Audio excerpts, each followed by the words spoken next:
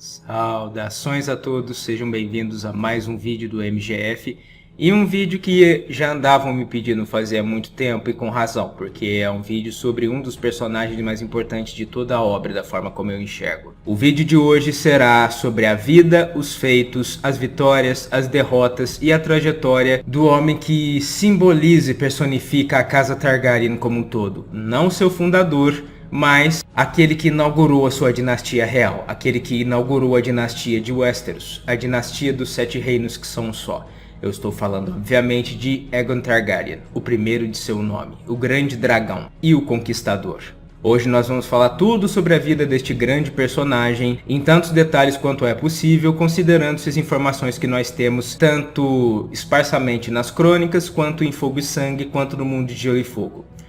Mas antes de mais nada, eu preciso avisar que esse vídeo conterá spoilers da trajetória do Conquistador e da Guerra de Conquista, naturalmente. Então aqueles que ainda não começaram sua leitura de Fogo e Sangue podem ter que tomar um certo cuidado com este vídeo. E lembro a todos, como sempre, que curtam o vídeo, se inscrevam no canal caso ainda não sejam inscritos, compartilhem o material com os amigos e considerem as formas diretas de contribuição com o canal. Através do Pix, que é sempre a melhor opção por circundar a burocracia da plataforma, do botão Valeu Demais e do Clube de Membros.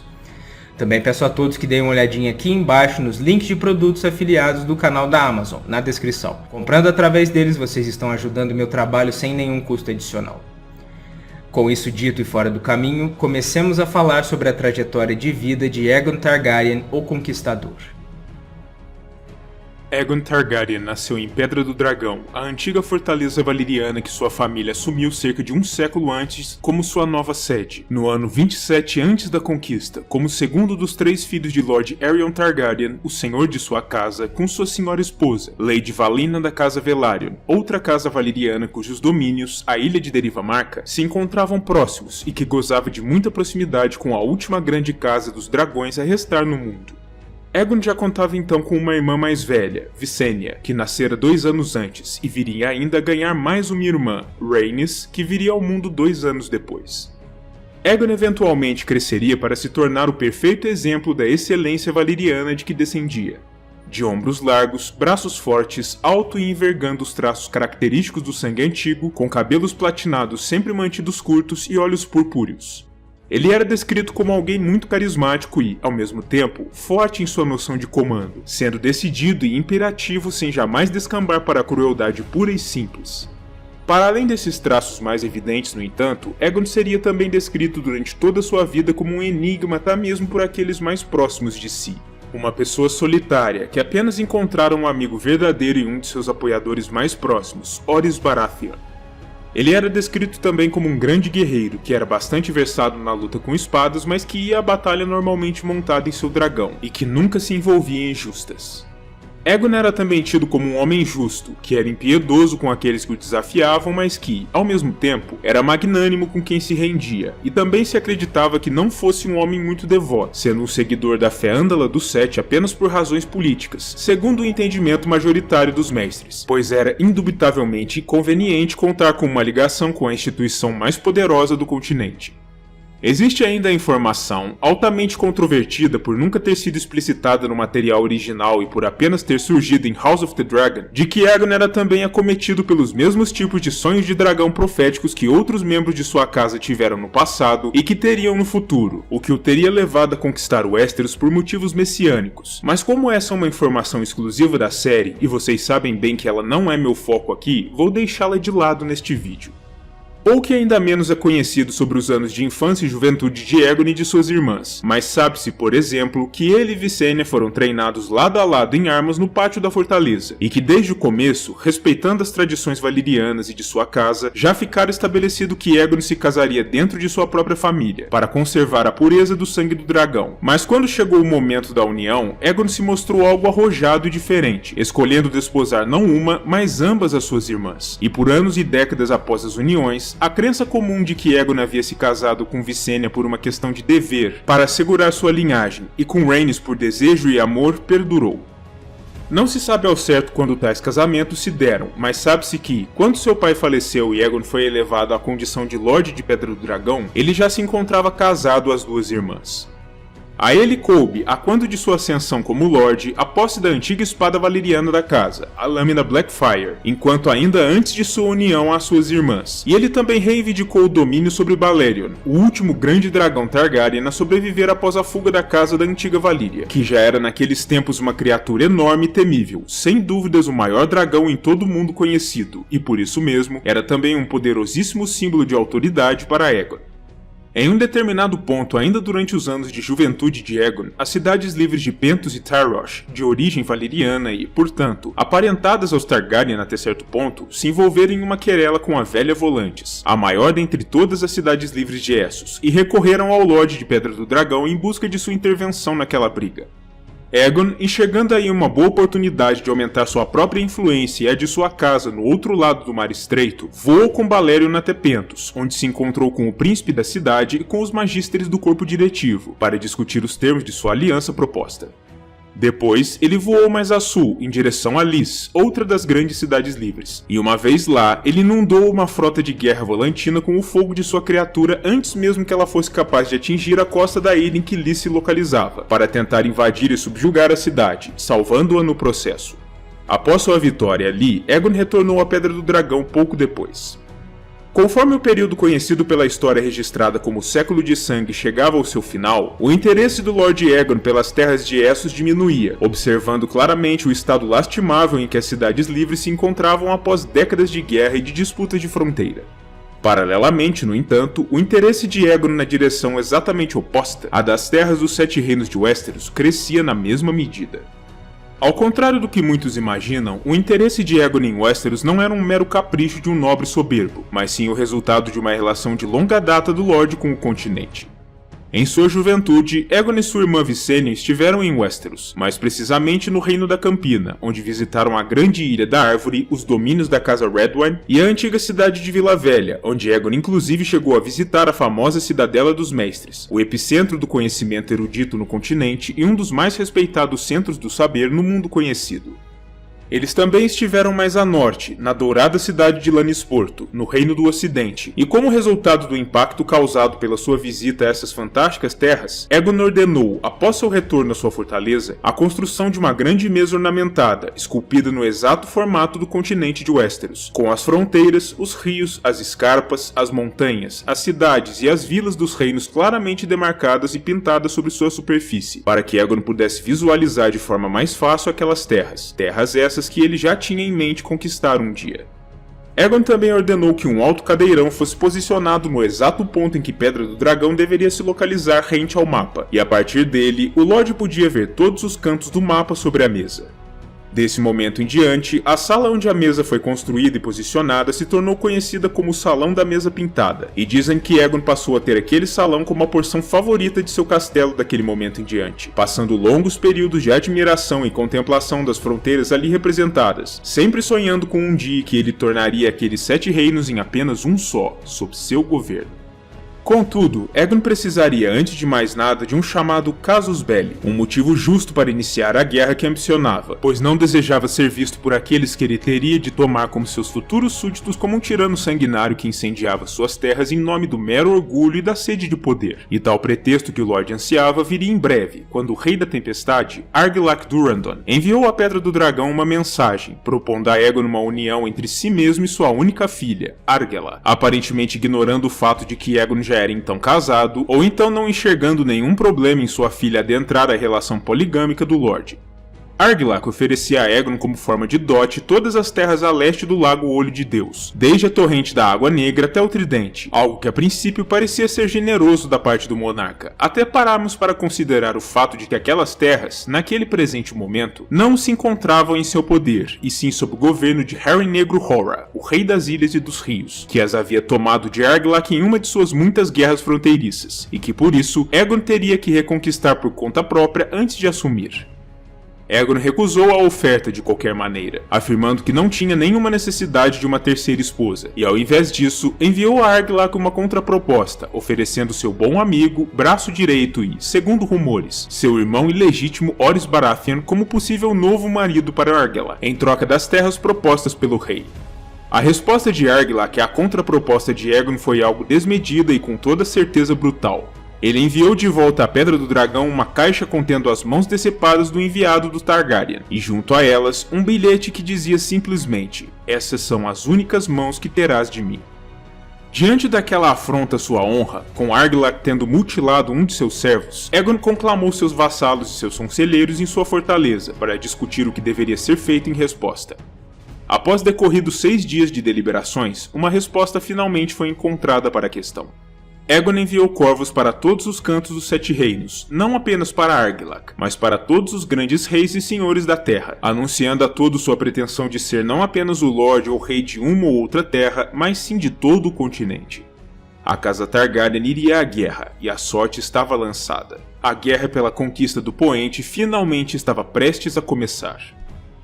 A história completa da Guerra de Conquista do continente de Westeros já foi contada de maneira detalhada em um outro vídeo aqui no canal, então se você quiser saber mais sobre os detalhes dela, sugiro que o confira mais tarde. Mas para os propósitos deste vídeo, basta dizer que Aegon, suas irmãs, seus 3 dragões, Balerion, Vhagar e Meraxes, e seu pequeno exército foram desembarcados pela frota de seus aliados Velaryon na região rente à Torrente da Água Negra nos idos do ano 2º antes da conquista, onde Aegon fundaria sua primeira cabeça de ponte no continente, o despretensioso Forte de Aegon, e onde seria coroado pela primeira vez por sua irmã Visenya, recebendo de Rhaenys a alcunha de Aegon, o rei de toda Westeros e escudo de seu povo, seu primeiro título monárquico, para consolidar ainda mais sua pretensão ao poder total sobre um reino que estava prestes a ser forjado.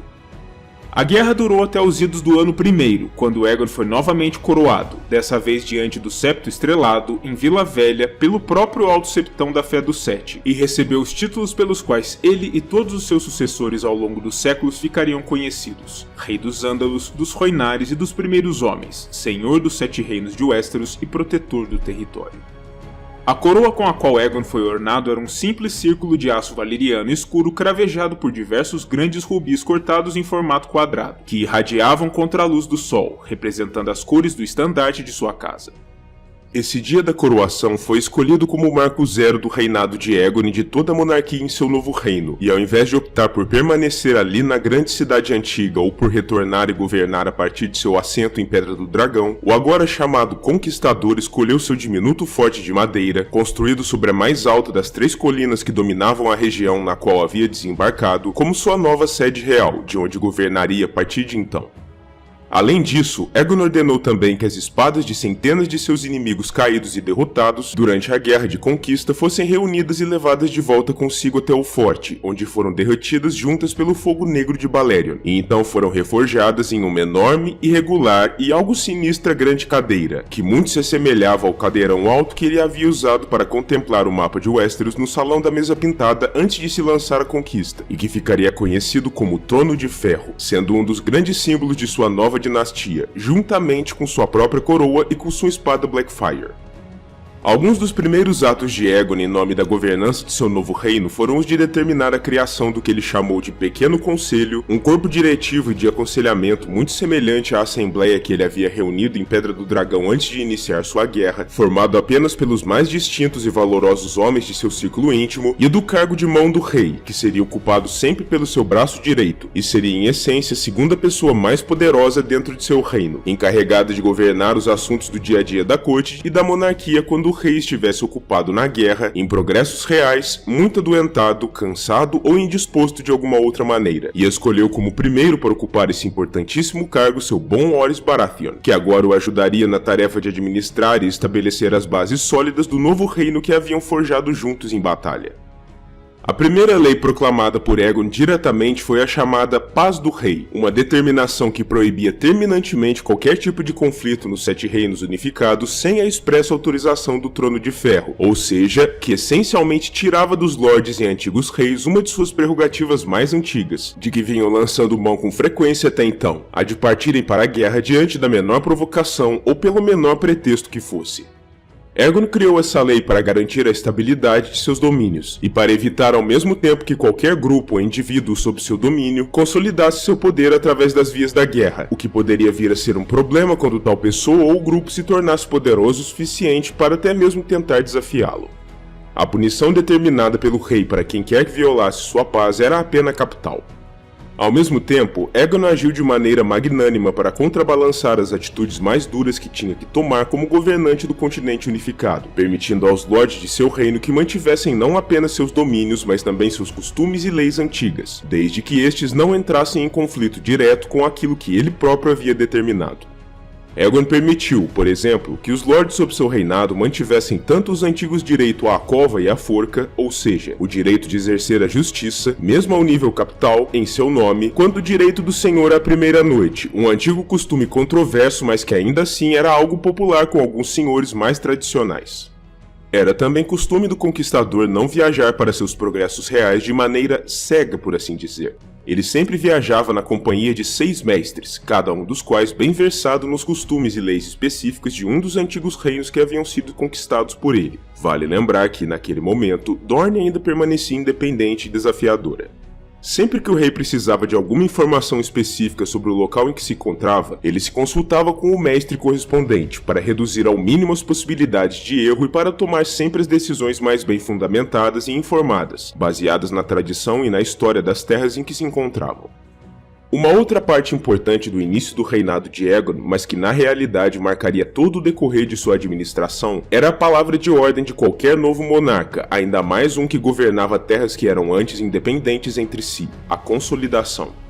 Aegon passou um bom tempo ou viajando em pessoa para esmagar focos de resistência que ainda pudessem ter restado dos tempos da Guerra da Conquista, ou ordenando que outros fossem em seu lugar para suprimir as ideias subversivas que ainda pudessem existir em determinados locais, como aconteceu, por exemplo, ainda no primeiro ano de seu reinado, quando os Homens das Irmãs, um pequeno arquipélago localizado entre o Vale e o Norte, insistiram em continuar lutando no contexto da Guerra da Conquista, e se sublevaram, e o conquistador ordenou que tanto seu protetor do Norte, Torrhen Stark, quanto sua esposa e rainha Visenya partissem até lá para suprimir o levante, o que foi feito sem dificuldade.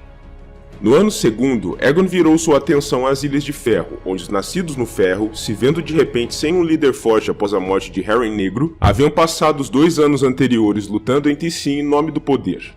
Liderando uma série de frotas de guerra coordenadas em uma invasão às ilhas, Aegon voou pessoalmente em Balerion até Grand Wick para esmagar os focos de luta entre os Homens de Ferro, cortando pessoalmente Lord Corryn Volmark, um dos pretendentes ao poder nas ilhas, com sua espada. Diante disso, os outros pretendentes rapidamente capitularam, e coube então a Aegon decidir o que fazer com eles e com o arquipélago em geral.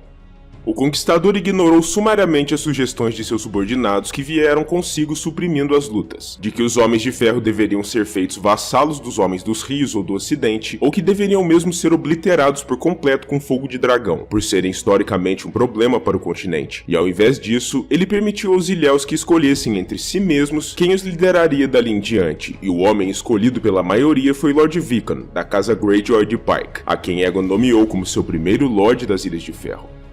Com aquela questão potencialmente incômoda resolvida de vez, Aegon retornou ao seu forte e começou a planejar seus atos para resolver a outra grande questão que havia ficado ainda por responder no contexto da conquista, a problemática dornesa. Isso aconteceu no ano terceiro, e Aegon I optou por tentar trazer os dorneses para seu reino através da diplomacia a princípio. Durante um ano inteiro, ele negociou com os príncipes Martell a incorporação pacífica do principado ao seu país, mas vendo que as negociações não estavam chegando a nenhum tipo de consenso, Aegon finalmente se cansou de tentar, e resolveu que sanaria aquela questão pelas vias da guerra, como ele sabia bem. O ano quarto, portanto, assistiu a uma nova invasão da Península Dornesa, reiniciando as guerras de conquista. A chamada Primeira Guerra Dornesa, como a história registraria, também foi objeto de um vídeo completo aqui no canal, que você poderá conferir mais tarde para saber mais. Mas para os propósitos deste vídeo, basta dizer que o envolvimento Targaryen por ali não foi mais bem sucedido dessa vez, e a guerra se estendeu por um período de 9 anos, até os idos do ano 13, assistindo a um profundo impasse entre os dragões e os dorneses, e testemunhando inclusive as trágicas mortes da rainha Rhaenys e de sua dragão Meraxes, sobre a fortaleza Uller de Toca do Inferno, no ano 10º. Algo que causou a fúria e o pesar em Aegon e Visenya e provocou uma série de ataques furiosos contra quase todas as fortalezas e assentamentos do Principado, conhecida como a Ira do Dragão.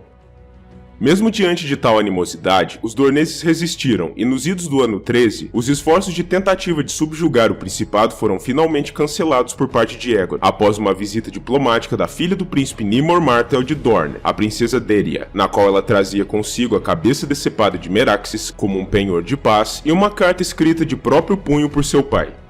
O conteúdo de tal carta não é conhecido, mas por algum motivo, e provavelmente por algo que Aegon leu ali, ele voou de volta à Pedra do Dragão, apenas para retornar à capital no dia seguinte, e depois decidir ordenar que as tentativas de ataque contra Dorne cessassem, mesmo apesar de seu orgulho ferido pela derrota ali. E o Principado permaneceu pelos próximos anos como um estado independente, com Aegon se comprometendo a respeitar a paz com o Principado e as fronteiras desse acordo. Não se sabe que tipo de argumentos ou ameaças o príncipe Nimor usou para convencer ou amedrontar Aegon, mas sabe-se que, ao menos, sua relação com a princesa Daenerys permaneceu sendo boa, com o conquistador até mesmo chegando a visitar Lança Solar pessoalmente, acompanhado de seu filho mais velho Aenys, no ano 23, para participar da celebração pelo 10º aniversário da assinatura da paz entre seu reino e Dorne. Para além de seu embaraçoso revés em Dorne, o início de seu reinado foi largamente pacífico, e pelos próximos anos de sua vida, Aegon tratou tanto de garantir a estabilidade em suas terras, suprimindo potenciais focos de resistência, quanto de consolidar e racionalizar as diretrizes de seu novo país, pois afinal de contas, tudo ali era novidade, em se tratando de um estado recentemente fundado, e portanto, tudo tinha de ser iniciado do zero. Nesse sentido, ao menos aos olhos dos mestres da Cidadela, Aegon foi em geral bastante bem sucedido, e as últimas 2 décadas de seu reinado foram alcunhadas por eles como a Paz do Dragão, dada a maneira impressionante como um reino relativamente novo permaneceu estável e coeso daquela forma, graças em especial ao poder demonstrado por Aegon e por Visenya. Aegon costumava dedicar metade de cada um de seus anos à tarefa de construir e consolidar a infraestrutura de sua capital, e a outra metade aos progressos reais por suas terras, tanto para compreender melhor os anseios e os problemas enfrentados por seus lordes e pelo povo comum em cada canto do reino, quanto para permitir que ele mesmo fosse visto por seus súditos, para que tivessem a exata dimensão do poder e da majestade da figura que agora os controlava. Além disso, Aegon também sempre tomou o cuidado de proceder com cautela em torno da Fé dos Sete, que havia sido até então a instituição mais poderosa da Westeros fragmentada, e que ainda conservava muito de seu poder e de sua influência, sendo a representante no mundo terreno da religião predominante em todas as áreas do reino fora do norte e das Ilhas de Ferro. O Conquistador fazia isso para prevenir tentativas por parte da Fé para se opor ou sequer dificultar seu reinado, e em nome dessa política de apaziguamento, ele encomendou as construções de 2 imponentes septos em sua nova capital, um belo porém não tão grande sobre a colina de Visenya, e outro mais grandioso, que ficaria conhecido como Septo da Lembrança, sobre a colina de Rhaenys. A princípio, a capital dos reinos não contava com muralhas, provavelmente devido à crença de Aegon de que ninguém seria tolo o suficiente para atacar e tentar invadir a cidade governada pelos dragões. Mas com o massivo ataque de piratas à Vila das Árvores Altas, a capital das Ilhas do Verão, ocorrido no ano 19, em que a cidade foi saqueada e parcialmente destruída, Aegon chegou à conclusão de que ele e sua irmã e esposa nem sempre se encontrariam presentes em Porto Real para defendê-la caso algo semelhante ocorresse ali, e que a chance de que algum inimigo se aproveitasse de uma de suas ausências para saquear aquela crescente cidade vulnerável seria grande, e por isso ele finalmente mudou de ideia e ordenou o início da construção das grandes muralhas de pedra em torno de todo o perímetro urbano daquela época, no ano 20, e tais muralhas seriam concluídas 6 anos mais tarde. Após o ano 33 após a conquista, quando Aegon completou 60 anos de idade, os progressos reais continuaram, mas ao invés de si mesmo e Visenya participando deles, Aegon passou a delegá-los ao seu filho e herdeiro Aenys, juntamente com sua esposa, a princesa Alyssa, enquanto o próprio conquistador passou a se ater mais aos deveres do governo na capital. A essa altura em seu reinado, o já consolidado e rico monarca também decidiu que o velho e despretensioso forte que havia construído a quando de sua chegada ao continente já não era mais digno de ser a sede de sua monarquia, e por isso, ele também ordenou que o forte de Aegon fosse demolido, no ano 35, para que uma nova e imponente fortaleza, dessa vez toda de pedra, fosse erguida em seu lugar, um assento mais digno para seu trono de ferro. Enquanto o castelo era erguido, Aegon se mudou com sua família de volta à Pedra do Dragão, temporariamente, e o rei determinou que sua rainha ficaria a cargo da chefia das obras. Alguns dizem que ele fez isso porque confiava profundamente em Visenya e em suas capacidades, com a rainha já sendo responsável por muitos dos deveres de estado normais. Mas outros afirmam que Aegon determinou essa incumbência para ela apenas para se ver livre de sua presença na fortaleza insular, pois aparentemente, a essa altura em seu casamento, Aegon passara a ver Visenya como uma legítima megera e um fardo, e não desejava passar ao seu lado nem um segundo a mais do que fosse o estritamente necessário. O Trono de Ferro, por sua vez, por ser extremamente pesado e, portanto, difícil de mover, foi deixado no terreno da construção durante todo este processo, para ser imediatamente transferido para a nova sala do trono assim que fosse possível, e antes mesmo da conclusão das paredes, pois além de pesado, ele era também alto e retorcido, o que faria com que fosse difícil ou completamente impossível de ser passado por portas. No ano 7º após a conquista, Aegon se tornou pai pela primeira vez, quando o filho de sua bem-amada Rhaenys, que ainda estava viva à época, nasceu, o príncipe Aenys, que se tornou também seu primeiro herdeiro. Um bebê enfermiço e não tão forte quanto se poderia esperar, dada a compleição imponente de Aegon, existiam rumores na corte da época de que o verdadeiro pai da criança pudesse não ser o conquistador, mas sim um dos muitos cantores que Rhaenys tanto amava. No entanto, logo que a criança se ligou ao seu pequeno dragãozinho, Quicksilver, ou Mercúrio na tradução brasileira, ele rapidamente se tornou mais forte e vivo, e tais rumores caíram por terra.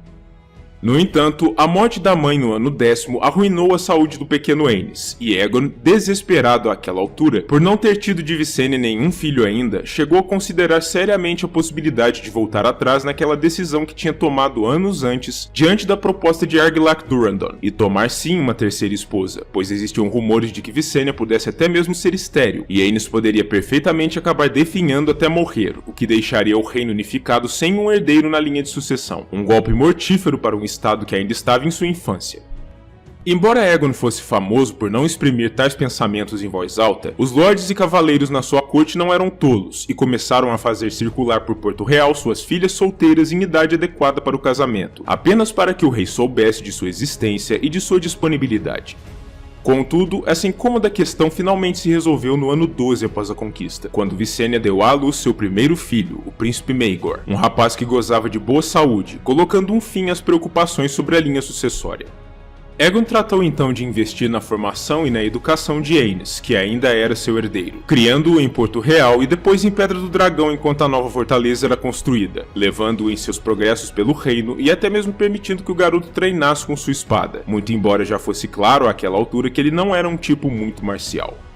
Como Aegon não tivera nenhuma filha, não havia irmãs para desposar Aenys ou Maegor, em conformidade com a tradição da casa Targaryen, e por isso, para ao menos manter a pureza da linhagem valeriana de sua casa, ele casou Aenys a sua prima, Lady Alyssa Velaryon, a filha do primeiro mestre dos navios da corte, Ethan Velaryon, no ano 22 após a conquista. Esse casamento se provaria frutífero, felizmente, com o casal de príncipes gerando ao todo 6 filhos, 5 dos quais nascidos ainda durante o reinado de Aegon. No ano 33 após a conquista, quando Aegon já se encontrava consideravelmente velho e cansado, ele empreendeu seu progresso final por seu reino, partindo em direção ao norte, até a fortaleza de Winterfell, onde conferenciou com Lord Torrhen, antes de transferir a titularidade dos progressos ao filho e herdeiro Aenys, como citei mais cedo.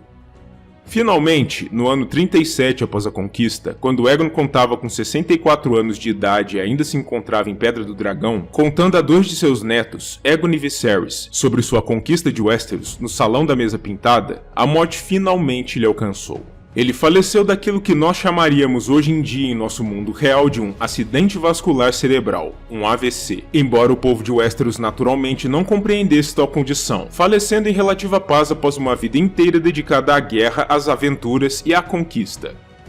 O grande dragão foi cremado em sua fortaleza insular pouco depois, com sua pira funerária sendo acesa por Vhagar, de acordo com a ordem de Visenya, sua viúva. A espada Blackfyre, um dos maiores símbolos de poder de Aegon em vida, foi depositada também sobre a pira, mas devido à natureza do aço valeriano, que simplesmente não pode ser destruído pelas chamas, ela foi recuperada pouco depois pelas mãos de seu filho Maegor, que já se mostrava um tipo muito mais marcial do que o irmão mais velho. Assim terminava a história do conquistador e unificador de toda Westeros, o primeiro rei do continente unificado, e o maior nome da história da casa Targaryen. Aí está, essa foi a história de vida e de feitos do Conquistador dos Sete Reinos, do Unificador. E agora eu gostaria de saber as opiniões de vocês sobre a vida e a trajetória de Aegon e da casa Targaryen de maneira geral. O que vocês acham da trajetória de vida de Aegon? Vocês consideram que ele foi um bom rei, um bom estadista, um bom guerreiro? Vocês acreditam que a sua decisão de conquistar os Sete Reinos foi de certo modo acertada, foi um erro, ou não fazem esse tipo de julgamento? E vocês acreditam que a dinastia Targaryen como todo é positiva? faz sentido que ela exista, é algo bom que ela tenha unificado Westeros, tenha sido a senhora do continente durante mais de 280 anos? Escrevam aqui abaixo suas impressões nos comentários. Eu agradeço a todos novamente pela audiência, pela paciência e pelo interesse naquilo que eu faço. Peço a todos mais uma vez que curtam o vídeo, se inscrevam no canal caso ainda não sejam inscritos, compartilhem o material com os amigos e considerem os meios diretos de contribuição com o canal que eu expliquei mais cedo. Além de darem uma olhadinha aqui embaixo nos links de produtos afiliados do canal da Amazon para me dar aquela forcinha. Também peço a todos que deem uma olhadinha aqui na descrição o link do meu segundo canal, a Omnipédia, que fala a respeito de temas ligados às humanidades, história, geografia, perfis nacionais e subnacionais, rankings, curiosidades, esse tipo de coisa, coisas que eu adoro tanto quanto as crônicas. E vocês também vão curtir se vocês curtem o meu estilo. Também lembro a vocês que deem uma olhadinha naqueles 2 vídeos que eu recomendei ao longo do vídeo para complementar as informações desse aqui, eu acredito que vai ser importante para o entendimento mais amplo dessa história. Tanto o vídeo sobre a conquista de Aegon, quanto o vídeo sobre a Primeira Guerra Dornesa, que é bem ou mal parte da conquista também, é uma continuação da conquista, por assim dizer. Então, um grande abraço a todos mais uma vez, agradeço de novo e eu verei a todos novamente no próximo vídeo aqui no MGF ou lá na Omni. Demorou? Valeu!